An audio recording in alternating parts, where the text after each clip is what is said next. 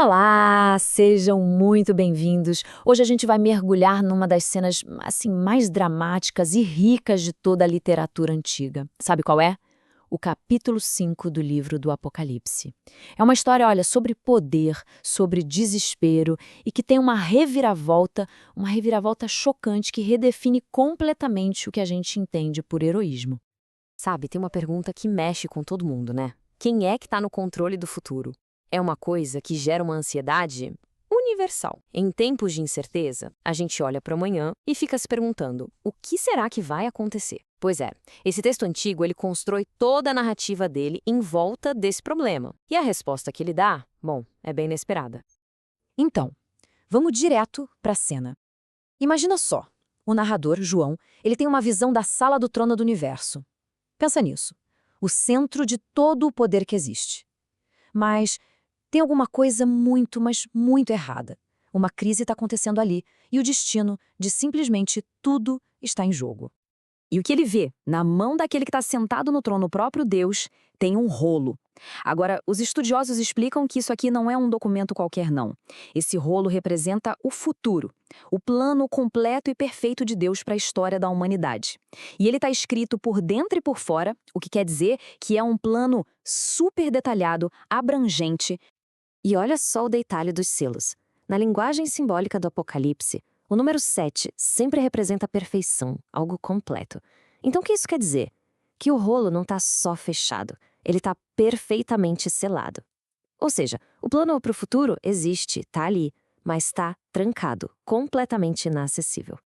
De repente, no meio desse cenário, a voz de um anjo poderosíssimo ecoa por toda a criação, lançando um desafio.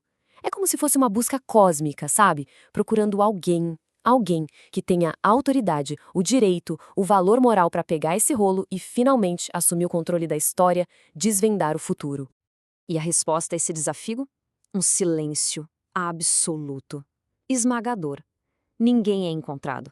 Nenhum anjo, nenhum ser humano, nenhuma criatura em toda a existência é considerada digna. Ninguém. O universo inteiro chega no impasse. Fica todo mundo mergulhado num sentimento de desespero, de impotência total. E essa impotência toda, essa sensação de que não há saída, leva o narrador, João, a chorar. Chorar muito. É uma reação que a gente entende, né? Super-humana, diante de um futuro que não dá para controlar, um futuro desconhecido. Mas bem na hora que parece que não tem mais esperança nenhuma, uma voz, a voz de um dos anciãos ali no céu, quebra esse desespero.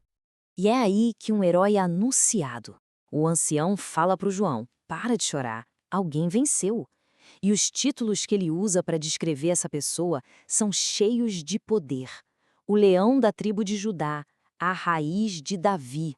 Nossa, são títulos messiânicos que trazem à mente a imagem de um rei poderoso, um conquistador. A expectativa então fica super clara, né?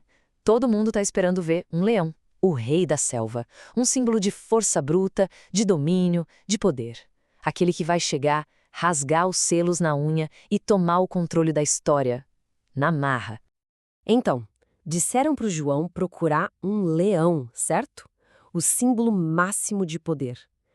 Só que o que ele vê no lugar é o grande paradoxo.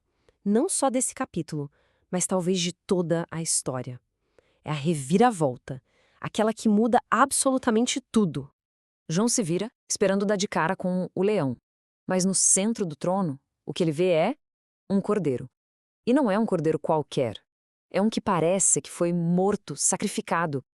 O símbolo que todo mundo esperava de poder conquistador é trocado, assim, de repente, pela imagem máxima de sacrifício, de vulnerabilidade. E aqui está a mensagem central de tudo isso. O que é dignidade e poder de verdade nessa história é algo totalmente redefinido. Não vem de dominar, mas de amar a ponto de se sacrificar. E olha que interessante, este não é um cordeiro fraco. Ele está de pé, mostrando que venceu a morte. Os 7 chifres dele simbolizam poder perfeito, e os 7 olhos, conhecimento perfeito. Ele é, na verdade, o cordeiro onipotente.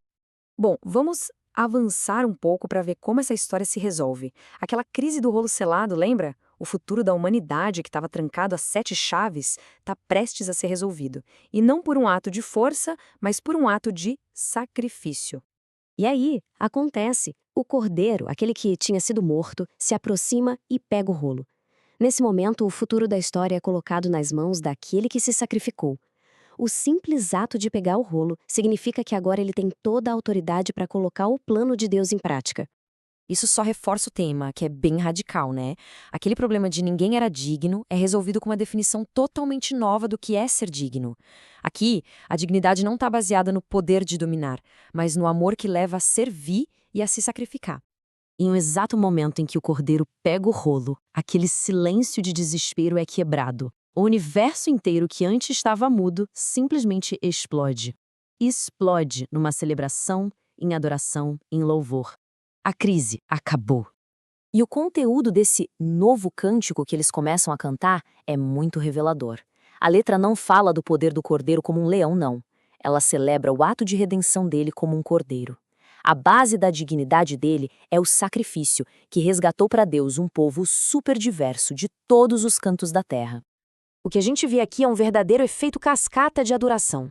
O louvor começa bem ali, no centro da sala do trono, e vai se espalhando em ondas cada vez maiores. Primeiro envolve as hostes de anjos, e no final, toda a criação, tudo que existe literalmente, se une para celebrar o Cordeiro. O clímax é essa declaração universal, que todo mundo canta junto. Toda a criação reconhece que o Cordeiro que foi morto é quem de fato é digno de receber todo o poder, toda a riqueza, a sabedoria, a força, a honra, a glória e a bênção. Aquele que se esvaziou, agora é exaltado por todos. E a gente termina então com essa pergunta para reflexão. Essa história antiga desafia a gente com uma ideia radical, que o verdadeiro valor, o verdadeiro poder, a dignidade de verdade para moldar o futuro não está na força para conquistar, mas na força para se sacrificar. O que será que isso significa para a forma como a gente enxerga poder e heroísmo hoje em dia?